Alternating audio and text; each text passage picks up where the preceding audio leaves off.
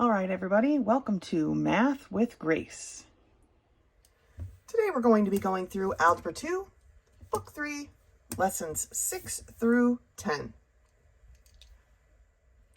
Lesson 6 begins on page 20, and it's titled Synthetic Division. And this is basically long division that is shortened using just the divisor as a single polynomial with a coefficient of 1. So synthetic division uses only the opposite of the final constant of the binomial as a divisor, okay? So if you have a coefficient of 1 in your divisor, then we're going to use the opposite of just the constant as the divisor and the coefficient of the rest of the parts here in what we're dividing into, okay? So here's how that looks. 2x to the third plus x squared, so that's a 1, minus 11x, so minus 11, plus 12 is divided by x plus 3, so we put a minus 3 over here, because remember when we do long division, right, you change the signs, and so here we change our sign.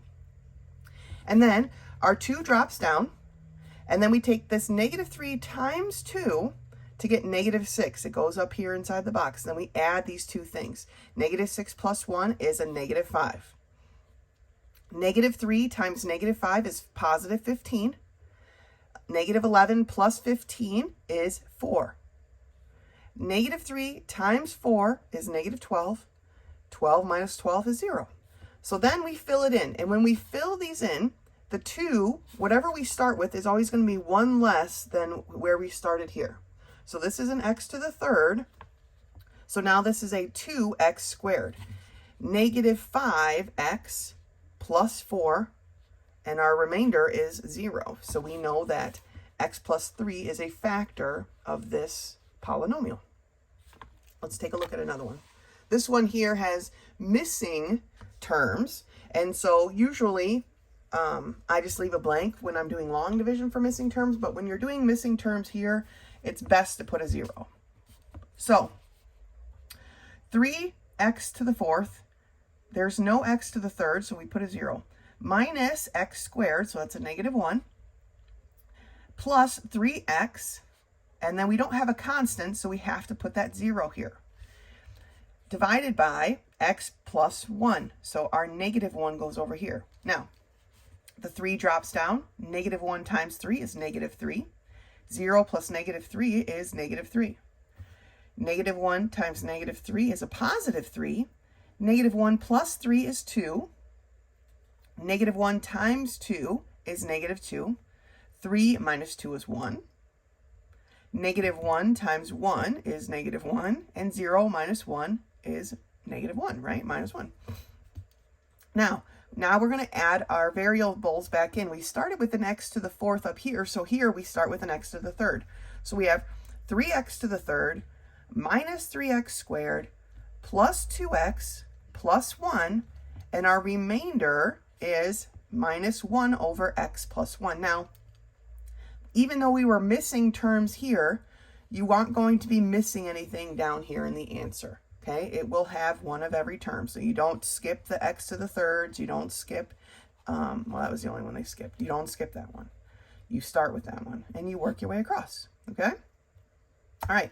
One more thing that synthetic division is good for here at the top of page 21 is using synthetic division to evaluate polynomials. And what that means is evaluating a polynomial with a value for x is completed just like synthetic division, except that the sign of the constant is not changed. So if you have this polynomial, they say evaluate this polynomial, this big dog polynomial, right? And they want x to equal 3. It might be like, oh my gosh, okay, so 3 times the quantity 3 to the fourth power minus 5 times the quantity 3 to the third power, right? You're going to figure all these out, which isn't impossible. It's doable. But another way to do that is with synthetic division. So you set up your dividend the same, right? 3 minus 5, 1 minus 7 minus 3. Again, filling in spots if you need to. And this time we don't change the sign of what we're going to divide by, which is just a positive 3. And then you do the steps just the same. The difference is this final number here is what the total would be if you put a 3 here and then added or subtracted or whatnot, all those up, okay? So when x equals 3 in this polynomial, the answer is 93, okay? So here is, of course, the review or the condensed steps for synthetic division, but let's turn the page and do some of these problems together. Okay, so we are in Algebra 2, Book 3, Lesson 6, page 22. Problem number 1 is the quantity 2x to the third minus 11x squared plus 12x plus 9 divided by the quantity x minus 3. So we're going to rewrite this. It wants us to use synthetic division. Remember, we need to, none of these are out of order, I don't believe, but we need to make sure we're putting things in order, that you're not tricked. And if you have them out of order, it's not going to work. So we have 2 and a minus 11 and a 12 and a 9, right? 3, 2, 1 constant, 3, 2, 1 constant, and divided by this is a negative 3. We need to change the sign, so it's going to be a positive 3, okay? The 2 falls down. 3 times 2 is 6. The 6 goes up here. Negative 11 plus 6 is negative 5, okay? 3 times negative 5 is a negative 15. Goes inside the like box that we made. 12 minus 15 is a negative 3. 3 times negative 3 is negative 9. 9 minus 9 is 0. So now we need to fill our answer back in. We started with an x to the third, so we're going to start our answer with an x squared. 2x squared minus 5x minus 3. And we're done. This ended in a 0, so we know x minus 3 is a factor of this polynomial. Okay, number 2. We have the quantity 5y to the third plus 3y squared minus y minus 1 divided by the quantity y minus 1. Okay, so let's set up our synthetic division. 5, 3, negative y is a minus 1, and then, of course, we have the minus 1 that was there, divided by, this is a negative 1, so we need to change the sign, and we make it a positive 1. The 5 drops down. 1 times 5 is 5. The 5 goes here. 3 plus 5 is 8. 1 times 8 is 8. Negative 1 plus 8 is 7, right? 1 times 7 is 7. Negative 1 plus 7 is 6. Okay, this is our remainder. I like to put it in a box because I don't want to accidentally try to fit it into my answer, right? We started with a y to the third, so our answer is going to start with a y squared. So 5y squared plus 8y plus 7 with a remainder of, right, plus 6 over y minus 1. Remember, we write our remainder like this. Okay?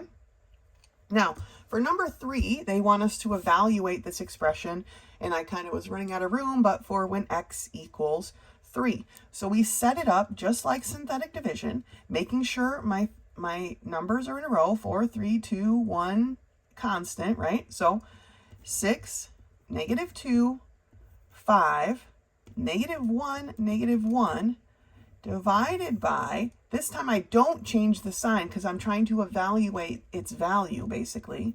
And so the 3 goes here. The 6 drops down. 3 times 6 is 18. Negative 2 plus 18 is 16, right? 3 times 16 is 48. 48 plus 5, or 5 plus 48 is what? 53, okay?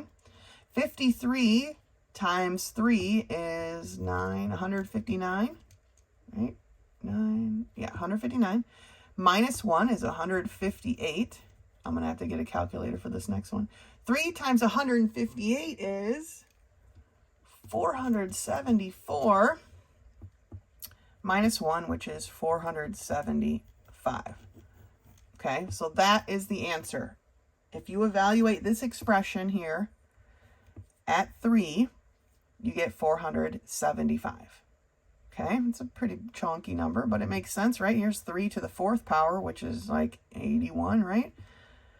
3 to the 3rd is 27, so, you know, you're starting with some pretty big numbers here. 475. Okay? Good job. Before we go on to problem 4, I made a mistake here. It's 474 minus 1, which is 473. Gotta watch our errors, right? All right, let's do number 4. All right, so for number 4, we have 4x to the 3rd minus 5 at x equals 6. All right, so let's set up our synthetic division, right? X to the 3rd is the biggest, so it's a 4. But then we're missing some, right? We're missing a squared, we're missing an x, and then we have a constant. So 3, 2, 1, constant. Divided by 6, okay? So the 4 is going to drop down. 6 times 4 is 24. 24 plus 0 is 24. 6 times 24 is 144. Plus 0 is 144. 6 times 144 is 864. Now, negative 5 plus 864 is 859. Right? It's 864 minus 5, basically. 859 is what this would evaluate at. Okay? Which is pretty big, because 6 times 6 is 36. And I don't know what 6 times 6 times 6 is, but 36 times 6 is a pretty big number, times 4, and then minus 5. So 859. All right, so synthetic division, we are just representing the coefficients, right? If there isn't one like this, we have to put a 0 in to make sure we are not just saving its space, but we're adding up the correct way, I guess. But we're just representing the coefficients, and then we are using, for the synthetic division, we're using the opposite of the constant. So here was a negative 3, so we divided by a 3. Here was a negative 1, so we divided by a positive 1. Okay? The first number always drops down, and then we multiply, then we add or subtract, then we multiply, then we add or subtract, then we multiply, okay? Until we get to the end. And then when we go to put our variables back in, we start with one less than we started with originally, okay? We have one less than we had originally, okay? When we are evaluating, it's the same setup, except we don't use the opposite. We use the actual number, okay? And then we multiply, add, and subtract, just like normal. And the final number is our answer, okay? And that is lesson 6. Go ahead and finish the rest of lesson 6, and I will see you here for lesson 7. Lesson 7 begins on page 24, and it's titled The Quadratic Formula. Now, here is the general equation of a quadratic, right? A quadratic equation. And here are the steps that they went through to solve for x. And, you know, the derivation, I don't know, of the quadratic formula. This is all that we need to know. And here it is repeated again. That x equals negative b plus or minus the square root of b squared minus 4ac over 2a. Don't forget your 2a, because that's part that most people forget, okay? Don't forget your 2a.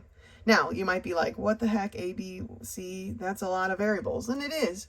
But let's take a look at what they mean, okay?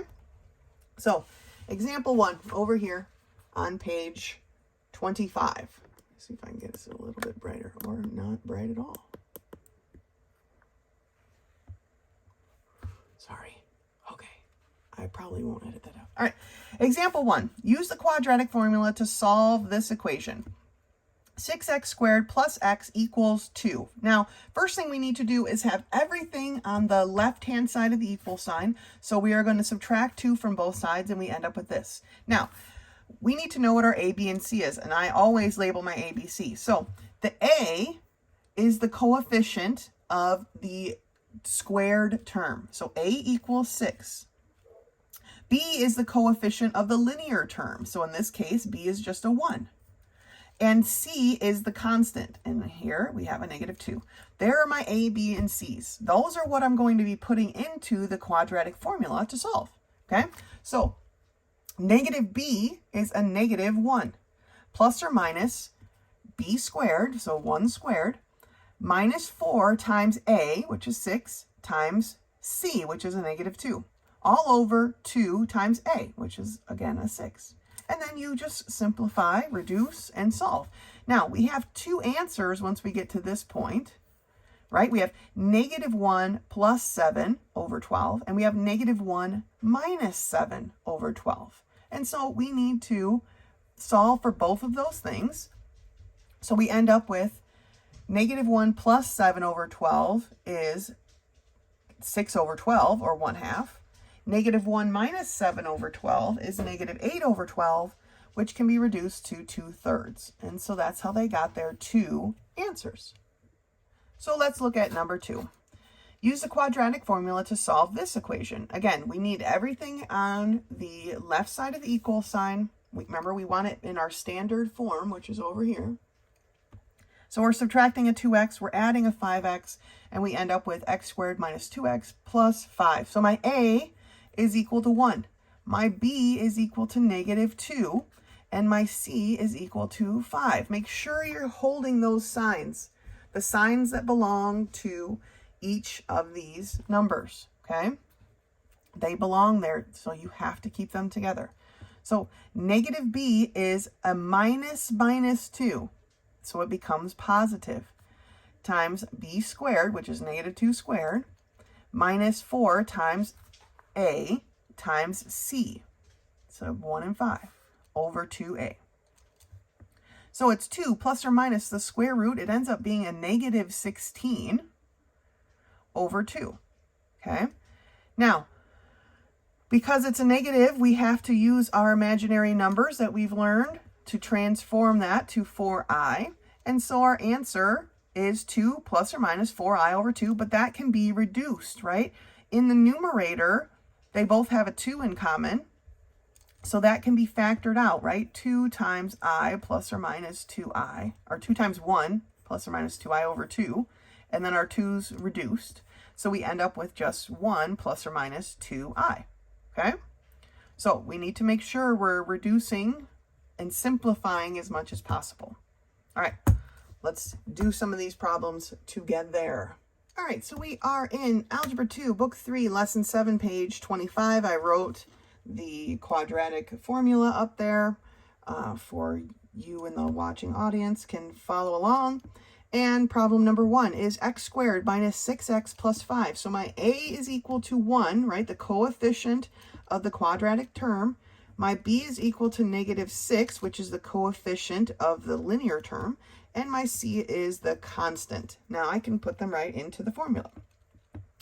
Negative B, so minus 6, plus or minus the square root of B squared minus 4 times A times C, okay? All over 2 times A. So I'm just going to work down, that way I have room on each setup here to do all of these together.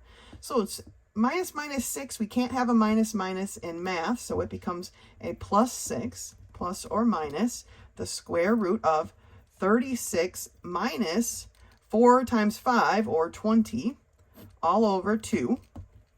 So 6 plus or minus the square root of 36 minus 20 is 16, right, over 2.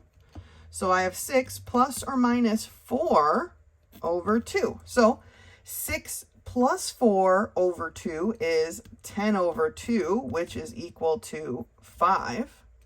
And 6 minus 4 over 2 is 2 over 2, which is equal to 1. So 5 and 1 are my two answers for that equation, okay? Problem number 2.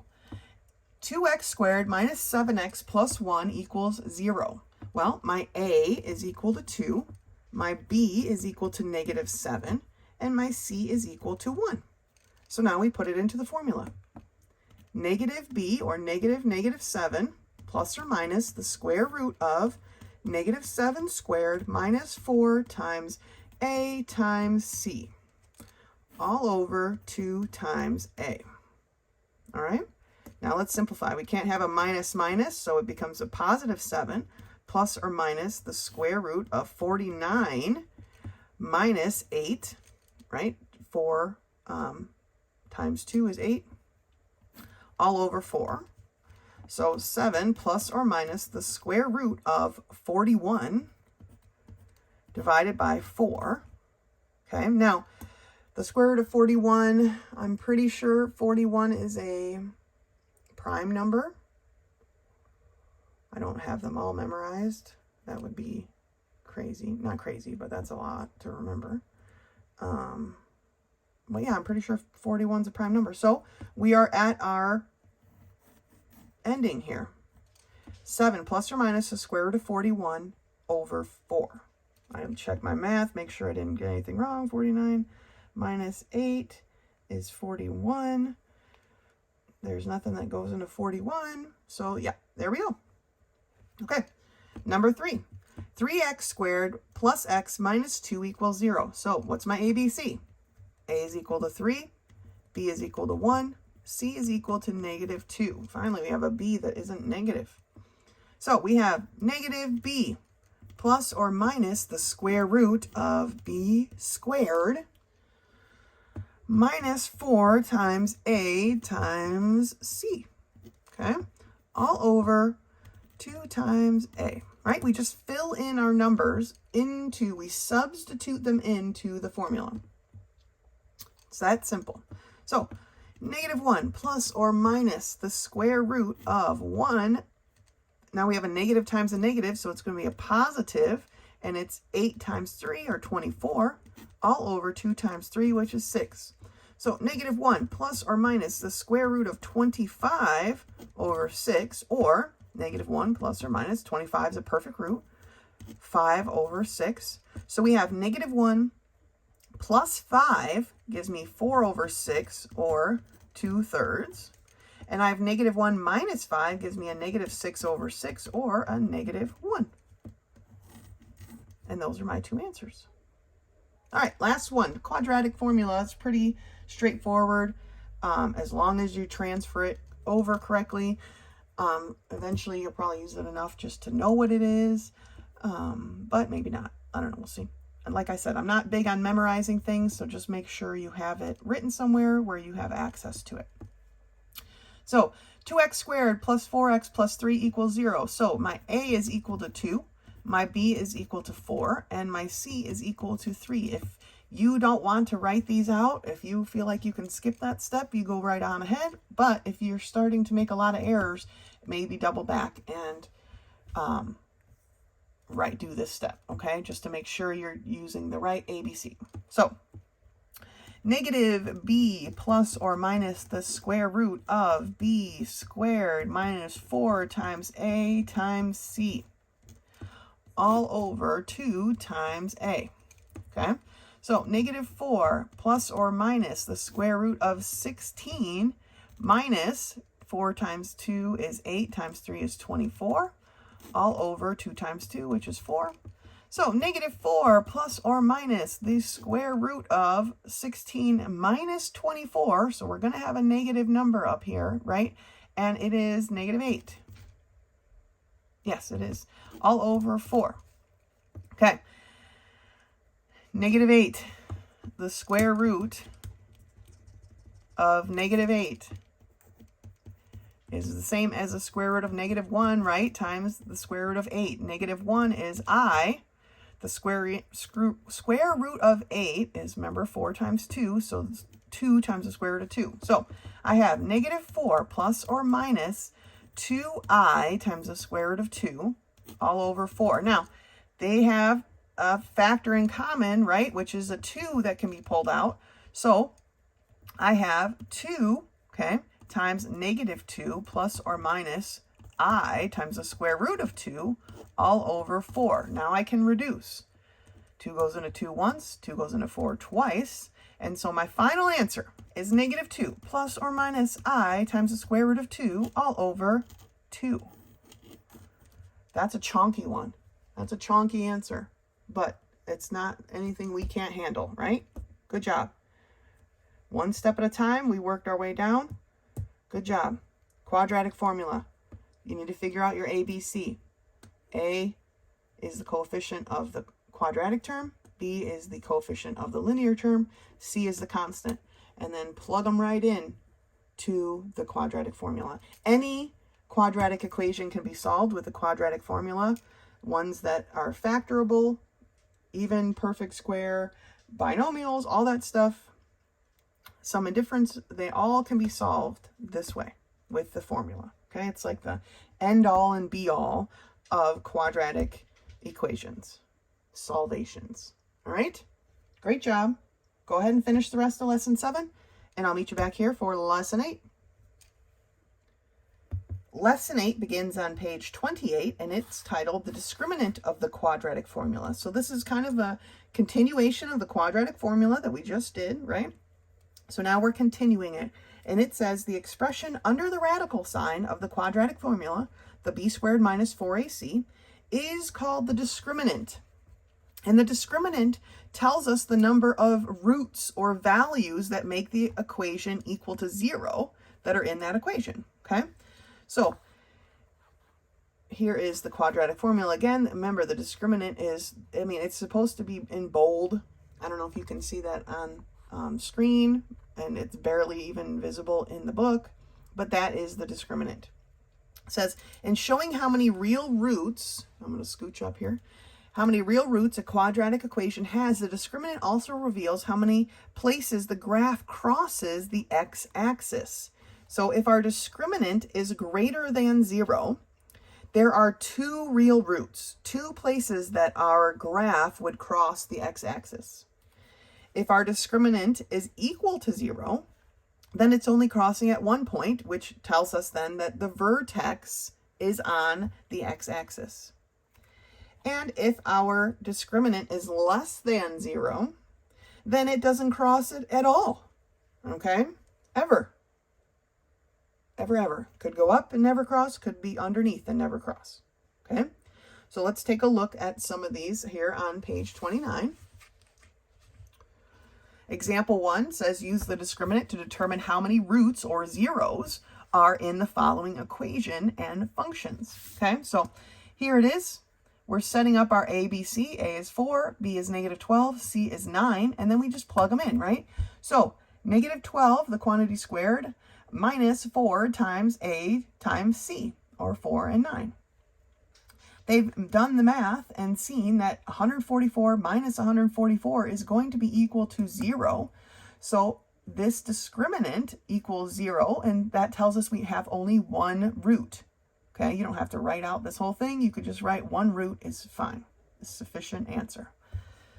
Looking at the next one, 3x squared minus 12x plus 4. A is 3, B is negative 12, C is 14. Sticking them in, we have negative 12, the quantity squared, minus 4 times 3 times 14, okay? Or 144 minus 168. Even this step of actually adding them together is a step that is unnecessary. We can tell from right here that this is going to be a negative number, right? We can tell from right here because the negative is larger than the positive. It doesn't really matter what the negative number is. I know that this is going to be negative, that my discriminant is negative and there are no real roots. You don't even have to take that step. To me, it's just a waste of time, okay? We know it right here, that our discriminant is less than 0 and we have no real roots. Okay? You know, I don't like to waste time. We only get so much time. We don't want to waste it. Okay? Here we have our 3x squared minus 7x minus 6. And they have this equal to y. I'm not really sure. I think it's just a misprint. But you can disregard the y. This should be a 0, but that's okay. The function is A is 3, B is negative 7, C is a negative 6. sticking those in, we have -7, the quantity squared, minus 4 times 3 times -6. So this is going to be positive, and this is going to be positive. At this step right here, I'm done. I'm already done. I know my answer, right? But they continued, which is fine. This is a positive number. This is going to be a positive number, right? I know my discriminant is greater than 0, and I have 2 real roots. That's all that matters. We're not solving for this number. This number means nothing for what we're looking for. Okay? We just need to know, am I greater than 0, equal to 0, less than 0? If you can figure that out here, then by all means stop. Okay?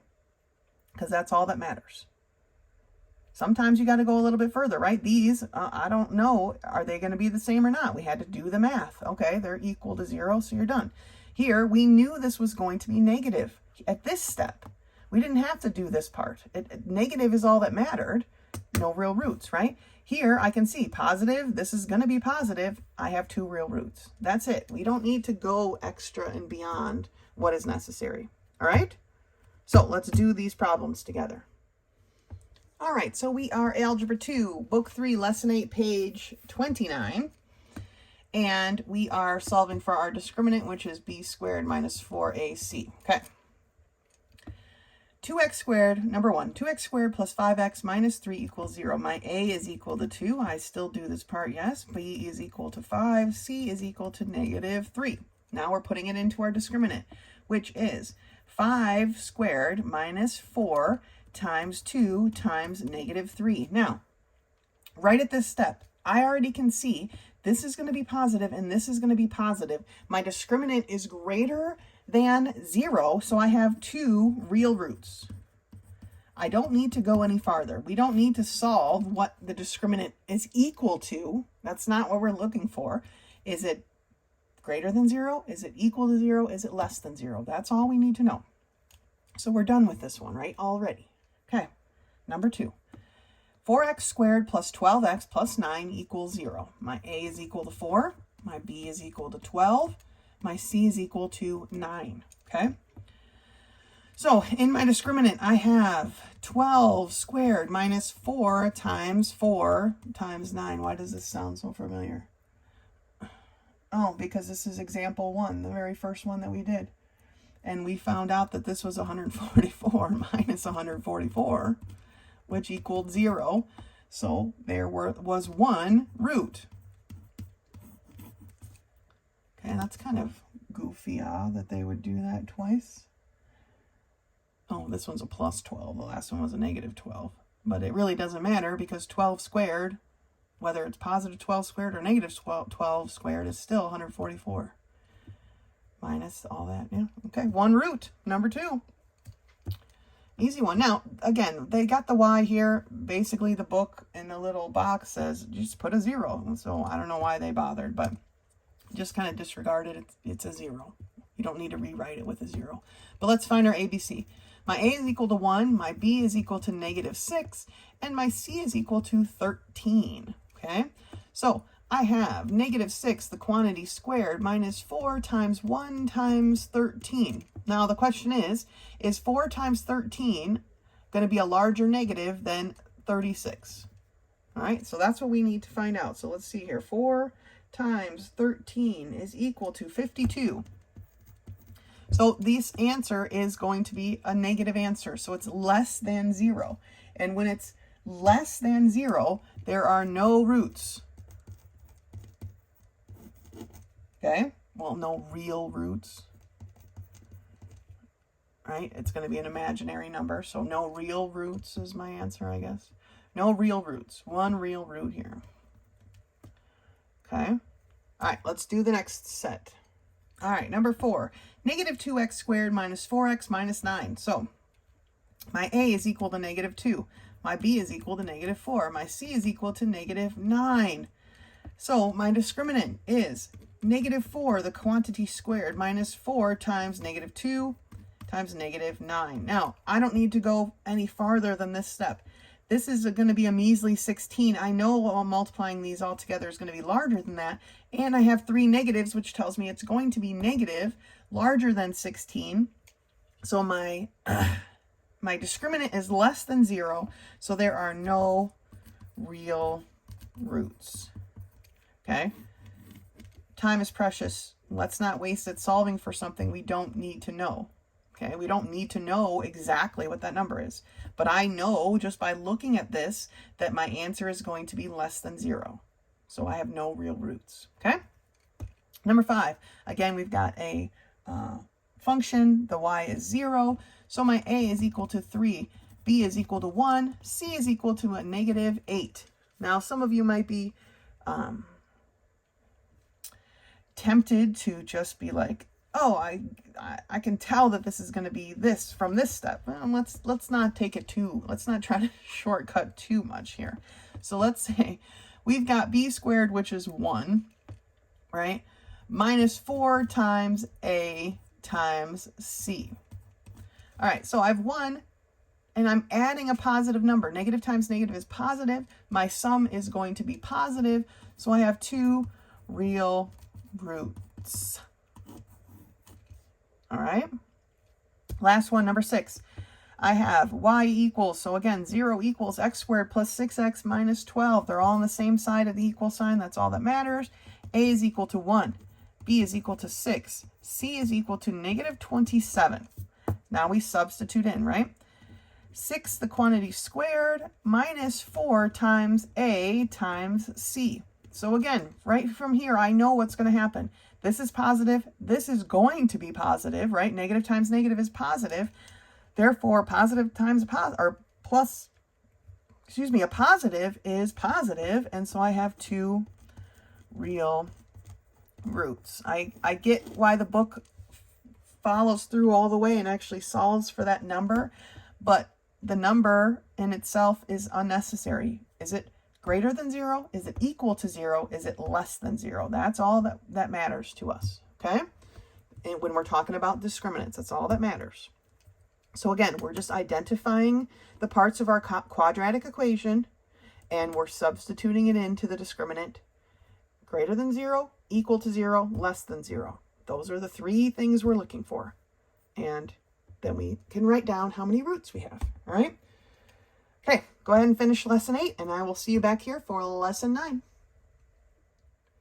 Okay, lesson 9 begins on page 31, and it's titled Translate Quadratic Functions. And then when they're talking about translating, they're not like talking about Spanish to English or anything, but translating in math in this particular instance means to move the graph of an equation from one position to another on the coordinate plane, okay? So like I said, when we did the quadratic function graphing a couple weeks ago, or last week, whatever it was, they were giving us the simplest of quadratic equations functions, to graph. But now we're going to start getting into slightly more complicated, okay? So when the only term of a quadratic function is the square term, which is what we were doing before, the vertex is at 0, 0. But when an x term or a constant is present, the graph shifts or is translated vertically or horizontally, left to right, okay? And here's what this looks like. This is the basic form of a quadratic function. The ones that we were doing last time basically had an h and a k of 0. And that's why we were at 0, 0, okay?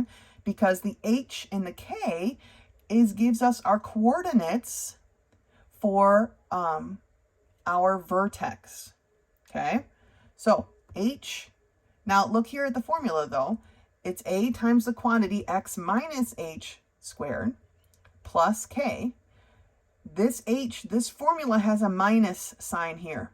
So when we're getting our h out of there, we need to keep that in mind, that if this said negative 3, our h would be a 3, right? But if this said plus 3, then our h is actually a negative 3. So we need to watch that when we are pulling our h out. And then the k is just pretty basic. It's just sitting out there on its own. And so then we pull that one out, okay? Now, the graph shifts up when k is positive or down when k is negative. So, not facing up or down. It goes up or it goes down. And it shifts right when h is positive or left when h is negative, okay? And then it says here that the axis of symmetry is x equals h. So whatever our h is, that's our axis of symmetry. So let's take a look at this example, number 1 here. We have to graph the function y equals the quantity x minus 2 squared plus 3. So first thing we want to do is find our hk. So our h, remember this negative belongs to the formula, so our h is a positive 2 and our k is positive 3. So we know our vertex, our starting point is going to be at 2 comma 3. And so they put a dot there already, okay? 2 comma 3. And then they just solve for some points, right? If x is 0, right, we want to look at, if we're starting here, then we can move to x is 1, x is 3. They started with x is 0, which is kind of strange, but that's all right. I usually like to build out from where I'm at. That's okay. And I don't know why they even did this one. It's kind of silly. But they did. X is 0. 0 minus 2 is negative 2. Squared is 4 plus 3 is 7. Okay, so that's how they found that one. Then they did 1, which is useful. Okay. When x is 1, this becomes a negative 1. Negative 1 squared is a positive 1 plus 3 is 4. This point we already knew because it's our vertex. Okay. So they plotted those 2 points, but then remember, because our axis of symmetry is right here at x equals 2, that this point was 1 away, so we needed to go 1 the other direction, right? This point was 2 away, so we needed to go 2 points the other direction. Remember, if we fold it in half on this dotted line, they need to line up, and so that's why we don't have to solve for 3, or we don't have to put in what is 4, because we already know. It's right there in our axis of symmetry. Okay, there's one more example on the next page, so let's go ahead and turn the page. So this is example 2 at the top of page 32, and it is y is equal to negative 2 times the quantity x plus 1 squared minus 2.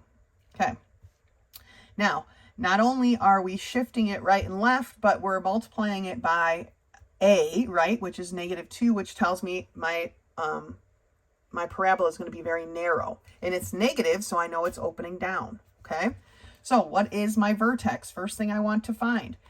Here it's a plus 1, but remember the formula has a minus in it. That tells me that my x value is a negative 1. And then I have a negative 2 here, so it's negative 2. So my vertex is at negative 1, negative 2.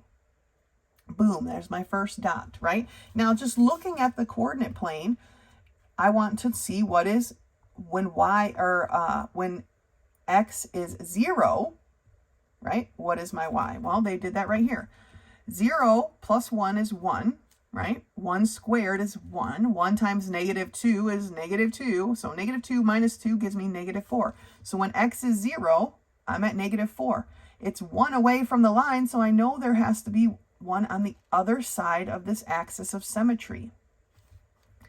Then we can look at positive 1. What is my value of y when x is a positive 1? Well, 1 plus 1 is 2. 2 squared is 4. 4 times negative 2 is 8, or negative 8. Negative 8 minus 2 is a negative 10. So I'm way down here. Well, I'm 2 points away, right, from my axis of symmetry, so I need to go 2 points the other direction and put another dot. And that allows me to finish my parabola. And we're done. Okay, so let's take a look at these 2 problems together. All right, so we're in Algebra 2, Book 3, Lesson 9, page 32. Looking at number 1, we have y equals the quantity x minus 3 squared plus 1. All right, first things first, where is my vertex?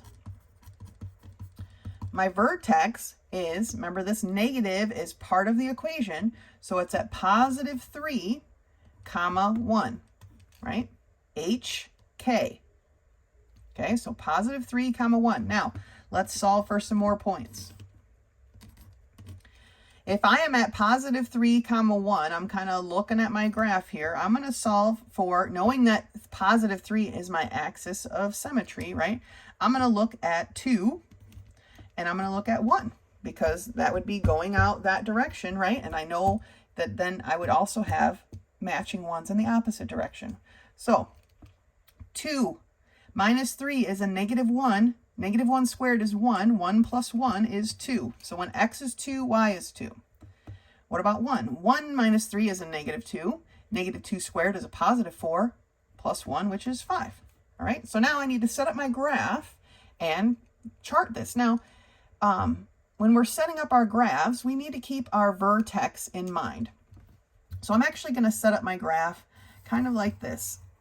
I know I need more y than I need x, right? Because I don't have any negative values here. So I'm going to use a graph that looks like this. My vertex is at 3, 1, 2, 3, 1, which is here.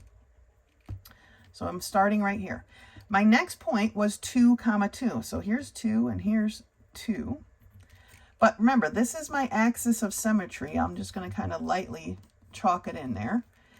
I'm 1 point away from my axis of symmetry, so I need to cross the axis and go 1 more point away, and that's the other side. That is its symmetrical point, right?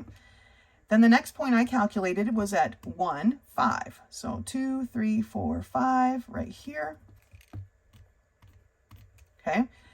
I am 2 points away from my axis of symmetry, so I need to cross it 1, 2 points. And now I can draw the sides of my parabola. Boom. Done. Okay. So when you're setting up your coordinate plane, it's not always going to be with the origin point right at the center. We don't always need that much space. Okay. Or that type of space. We need to make sure we're setting up our coordinate plane where we need it to be. And that's where we need it for number 1. So now let's take a look at number 2. Y is equal to the quantity x plus 1 squared minus 2. So where is my vertex? Well, my vertex, remember, a negative was what's supposed to be here. So that tells me that it's at negative 1, negative 2. HK. HK. All right. Now let's find our points. If my vertex, remember my axis of symmetry is at negative 1, this time I'm going to move to the right. So I'm going to use 0 and a positive 1.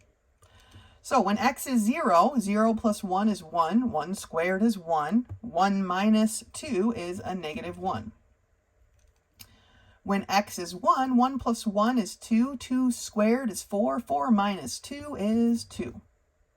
All right, so now let's go ahead and plot our points. I definitely need some negative points on this time. So I'm going to, I don't know, make my coordinate plane look kind of like this. All right, that should be sufficient, I think. My vertex is at negative 1, negative 2, so it's going to be down here. And then this is my axis of symmetry. Oh, no, none of these open down. These are all opening up. I was like, oh, did I miss it? No, they're all opening up. How exciting. But remember, if we have a negative out front here, it's going to open down. These are all opening up. Our vertex was at negative 1, negative 2. Our next point, excuse me, is at 0, 1. So 0, negative 1, which is right here. It is 1 point away from my axis of symmetry, so I go past the axis 1 point, and I put a dot. That's what symmetry means, right? We fold it, and they match. My next point is at positive 1, positive 2. So positive 1, positive 2 is up here. And you don't have to mark and that's just a habit of mine. I can see the blocks, and so it works out fine. Now, this is 1, 2 away from my axis. I'm going to pass it 1, 2 points, and that's my other piece of symmetry, right? I'm going to come up like this and up like that. And there we have it, our parabola. All right, so the biggest change here is they called it the translation of the parabola, which basically means that our vertex is no longer going to be at 0, 0, right? We're moving our vertex somewhere else. And where do we move it? We move it to the point h comma k. That's what they call the vertex. And the h is this number. Remember that the negative is supposed to be here in this formula. So to make this a positive, then our x value, our h value had to be a -1. And then the k just sits out here, which is a -2 in that case. Here it was a +3, right? That's how we got our negative stayed the same in our formula, and a +1. And then just make sure you're setting up your coordinate plane to match your parabola, right? Match what we need to graph here. It's not always going to be centered on our origin point anymore. Here, our origin point wasn't even in the picture. Here, we kind of went past it, right? So, those are our 2 parabolas in Lesson 9. Lesson 10 is the quiz, which you received in class. If you have any questions while you're doing your work, please do not hesitate to contact me. Otherwise, until next time.